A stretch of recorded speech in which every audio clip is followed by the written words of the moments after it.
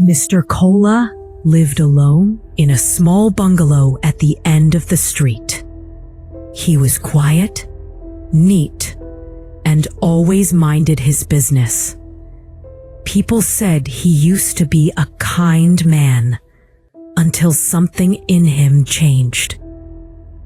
One rainy afternoon, his girlfriend Ada came to visit him. She was beautiful and full of life, the kind of woman who laughed loudly and talked with her hands. But that day, there was no laughter. They began to argue. Ada shouted that she was tired of his anger and lies. Kola shouted back that she didn't respect him. Their voices grew louder and louder until, "Don't touch me, Kola," she yelled. But Kola was already too angry to think. He pushed her. Just one push. Ada stumbled backward. Her head hit the edge of the wooden table with a dull crack. Silence. Kola froze.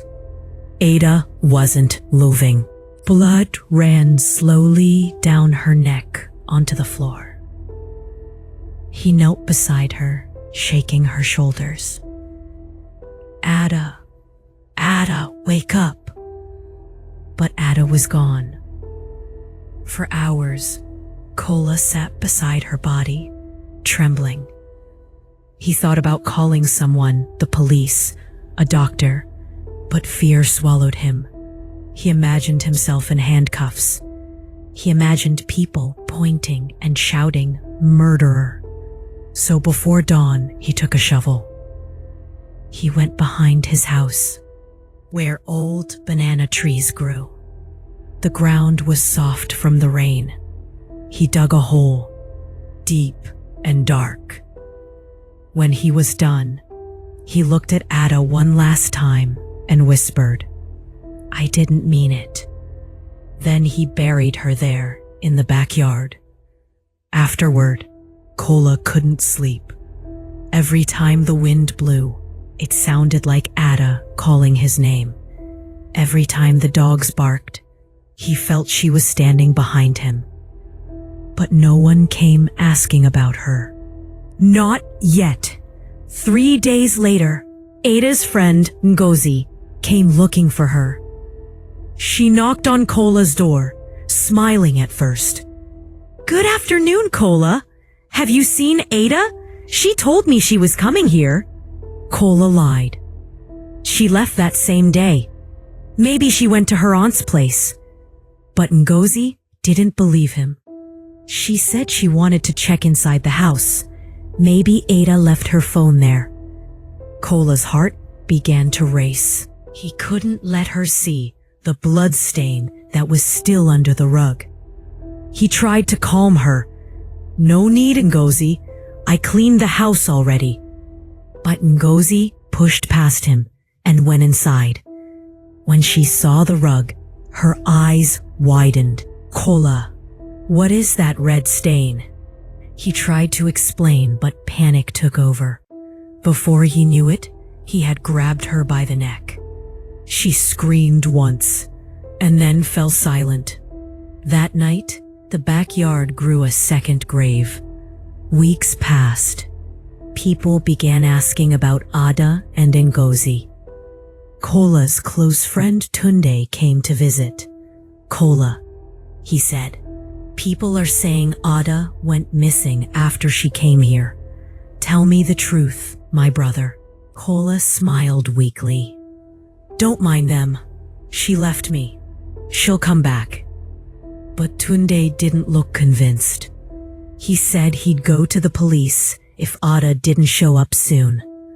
When Tunde stood to leave, Kola blocked the door. He begged, "Please, don't tell anyone." Tunde frowned. "What are you hiding?" That question sealed his fate. That night, Tunde joined Ada and Ngozi in the backyard, buried under the same banana trees. Months passed. Ada's father came from the village, searching for his daughter. He was an old man with tired eyes. He begged Kola, "Please, if you know anything about my Ada, tell me." Kola cried fake tears. "I loved her too, sir. I don't know where she went." But the old man stayed in town, asking questions everywhere. He started coming to Kola's house every day, watching him closely. One evening, when the old man entered the compound again, Kola snapped. He felt trapped, as if the old man's eyes could see all the graves behind his house. In anger and fear, Kola hit him from behind with an iron pipe. The old man fell. Another grave opened that night. I now, whispers filled the neighborhood. 5 people had gone missing, all last seen near Kola's house. The police sent a detective named Mr. Bakare to investigate. He was calm, tall, and serious. He questioned Kola for hours. He checked the house, took notes, and left. But the next day, Mr. Bakare returned, alone. He said he wanted to look behind the house. Kola's hands trembled. Why behind the house? The detective looked at him. Because the ground there looks freshly dug. Kola panicked. He grabbed a shovel and swung it at the detective. There was a struggle, short but deadly. When it ended, Mr. Bakare lay still on the grass. The backyard had claimed another victim. By now, Kola's compound smelled awful. Flies buzzed around the back fence. Dogs barked every night, scratching at the soil. His next-door neighbor, Mama Uju, had noticed. She often peeped through the cracks in the fence. One morning, she saw something that made her heart stop. Kola digging again, with a body beside him covered in cloth. She screamed and ran out of her compound, shouting, "Help!